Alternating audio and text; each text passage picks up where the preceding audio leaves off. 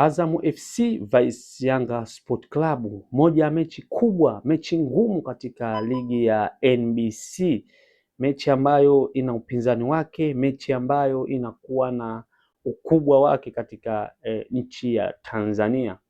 Bwana, Azam FC anaenda kumkaribisha Yanga Sport Club, mechi ambayo inaenda kupigwa leo usiku, mechi ambayo naamini itakuwa ngumu. Itakuwa ngumu katika upande wa Yanga Sport Club, itakuwa ngumu katika upande wa Azam FC, na hii hususan katika matokeo yao ya hivi karibuni. Bwana, Azam FC ni miongoni mwa timu ambazo ina wachezaji wazuri ambao wana uwezo wa kuamua matokeo. Faisal Salum Feitoto, lakini pia Idi Selemani Nado, Akamiko, au ni wachezaji na binafsi naona kabisa ni wazoefu sana kuweza kuamua matokeo katika michezo mikubwa kama hii hapa. Lakini pia upande wa Yanga Sport Club ambaye ni kinara sasa hivi katika michezo 13 yana pointi 35, lakini tunamzungumzia mpinzani wake ambaye ni Azam FC, yeye ana pointi 27 katika michezo 13.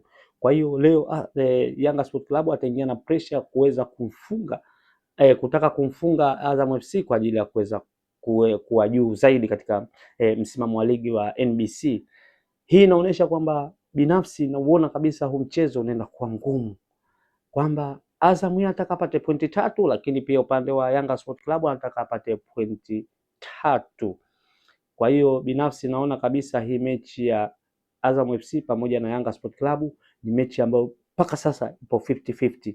Huwezi kumtabiria Yanga kuweza kupata matokeo au Azam kuweza kupata matokeo, na hii ni kutokana na ubora wa vikosi vyote viwili.